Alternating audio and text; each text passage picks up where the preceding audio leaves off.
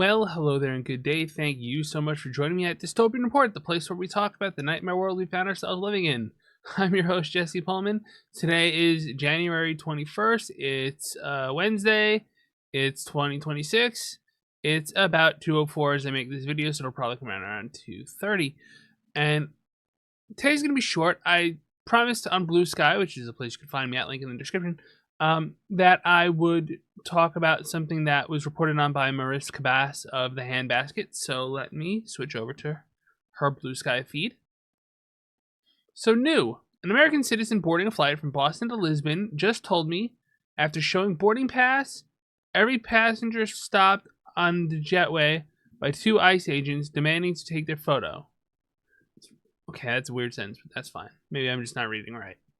When passenger asked why, ICE threatened to detain them. If they said no photo, couldn't board, to be determined detained, I guess. This is probably written in a way to really minimize who the person was, so that's why it's a little weird. If you experienced something similar or heard about something similar, contact me on Signal. Updates. It's likely it was CBP at Boston Airport, not ICE, meaning Customs and Border Patrol, not ICE. So different organization, but very similar organization. Mass, I'm assuming it's Massachusetts Port Authority, says probably biometrics program not confirmed. Biometrics are like your fingerprint, your face, your eyes, everything about you that can be measured biometrically, if that makes sense.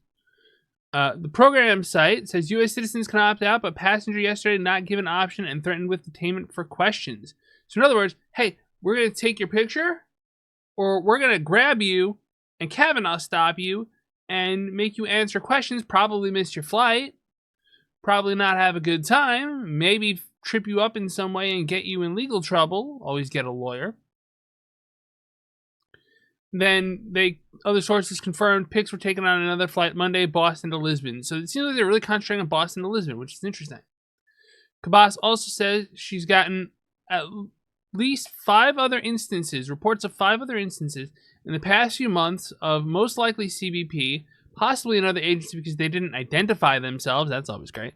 Stopping passengers on the jetway to board and requiring a photo taken with a small camera or smartphone with no explanation. So, I won't promise to be an expert on this, so what I'm saying may already be old hat or completely inaccurate. But it seems like this is just part of a Panopticon system that would feed into Palantir very nicely, in that you're collecting all this biometric data on people who are traveling internationally, that all you need is a photograph of them taken from almost any angle to identify who they are, where they are, when they are. So if you're a person walking in an airport, let's say, trying to escape some sort of danger, they can track you. They can track you easily. And by the way, yes, I'm aware I still have this cat scratch on my forehead. I just get self-conscious of it when I go back into full zoom, and it's like, oh, hey, yeah, that's a thing. So, all this data is feeding Palantir or a system like it to basically keep an eye on all of us. And not for good reasons, but for power reasons. So, I realize I'm going on a little longer than I planned, but you get the idea, right? When we talk about a program called Dystopian Report, we have to report on the dystopian stuff, and this is basically telescreens out of 1984. Like, it's just the same kind of system where like you're constantly being watched anywhere you go, and in this case, it's international travel, which they'll say, well, we have to check and make sure no terrorists get in, which is, not how we always used to do things. And if you want to argue we're upgrading things, that's great, but how are we upgrading them? I don't know, man. I don't feel like this is the right way to do it. I'm going to switch back to the article because a person named Fern Elstad had something to say, which is, this is how authoritarianism starts, quietly, without explanation.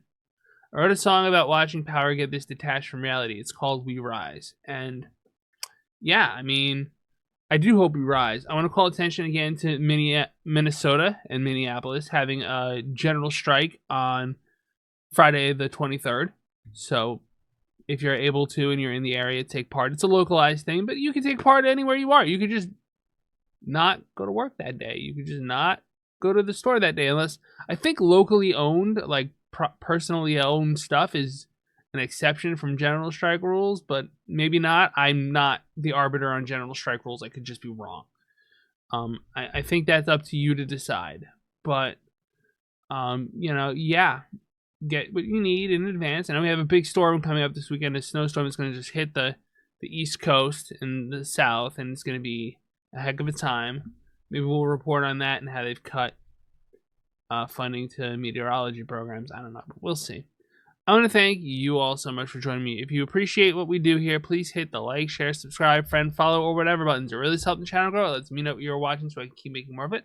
I really appreciate it from the very bottom of my heart.